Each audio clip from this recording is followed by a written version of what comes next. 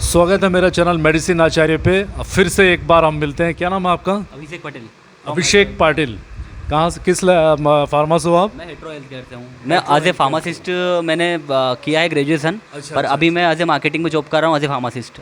MR medical representative. ठीक है, तो मेरा जो चैनल है ये एक दो फार्मासिस्ट के भविष्य की ओर इस पे मैंने चैनल बनाया है। ज़्यादा समय नहीं हुआ, कुछ दिन हुआ।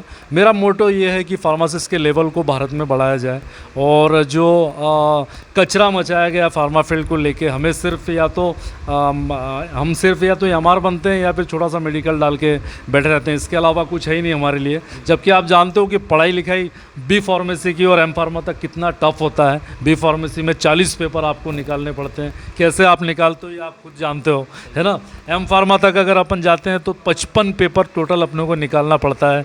बहुत सारे मेडिसिन के सब्जेक्ट होते हैं और सब्जेक्ट भी ऐसा नहीं छोटा मोटा नहीं, मेडिसिनल केमिस्ट्री से लेके फार्माकोलॉजी की लिस्ट से लेके सब होता है।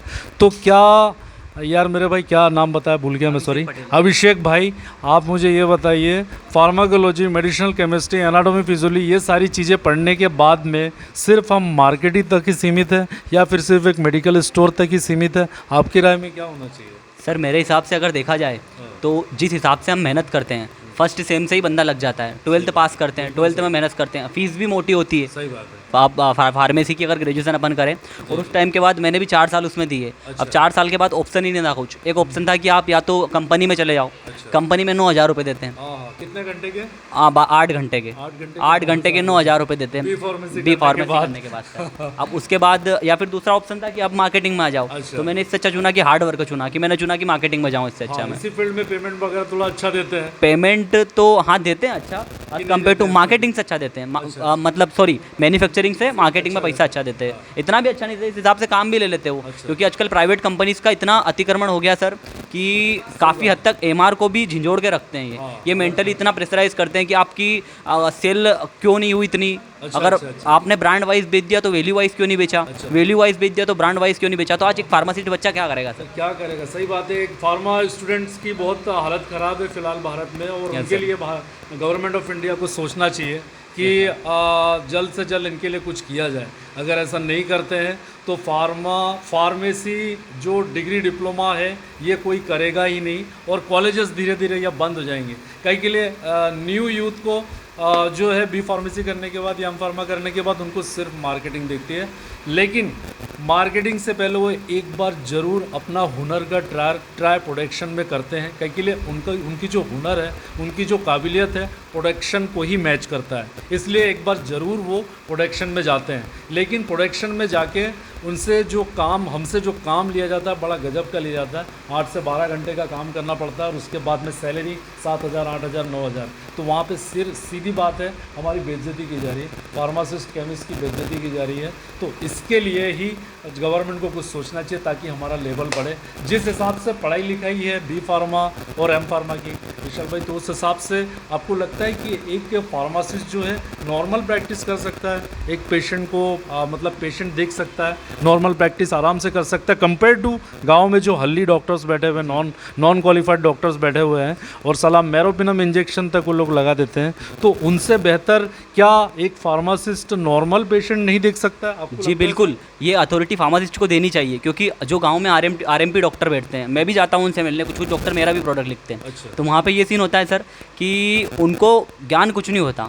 हम एज ए एमआर उनसे ज़्यादा क्वालिफाई इंसान, हम उनके पास जाते हैं तो हमारी बेइज्जती करते हैं। सही, बिल्कुल करते होंगे कि भाई आप बाहर बैठो, आप इंतज़ार, अभी कैसे आ गए अंदर, देखेंगे आपका प्रोडक्ट। तो यार ये एक बहुत इम्पॉर्टेंट चीज़ है कि भाई इतना पढ़ने के बाद में अगर कोई हल्ली डॉक्टर, नॉन क्वालिफाइड डॉक्टर आपको धुतकार के निकाल देता है तो यार कम से कम सरकार को हमारी इज्जत के बारे में भी तो सोचना चाहिए। अगर ये पढ़ाई अगर वो चला रहे हैं, बी फार्मेसी अगर चला रहे हैं, कोर्स चला रहे हैं, तो कम से कम इतना पढ़ने के बाद एक नॉन क्वालिफाइड डॉक्टर साला धुतकार कर बाहर निकाल देता है, इसके बारे में तो कम से कम गवर्नमेंट को सोचना चाहिए।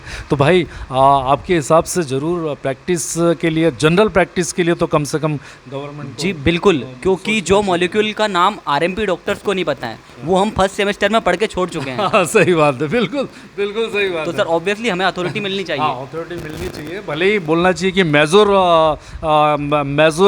उस पर अपन नहीं जाए, कि मेजर ट्रीटमेंट पे नहीं जाए, पर जनरल ट्रीटमेंट हम कर सकें और हमें रोज़गार मिल सके, अच्छा रोज़गार मान सम्मान के साथ, इज्जत के साथ वो रोज़गार मिलना चाहिए। ये नहीं कि जैसे डॉक्टर्स कहते हैं, एक नॉन क्वालिफाइड डॉक्टर भी ये बोल देगा क्यों गोली कहाँ से खाए थे, सरकार वो तो मेडिकल से लेके खाए थे, 10 रुपए की गोली दी थी, उससे तबीयत हमारी और बिगड़ गई।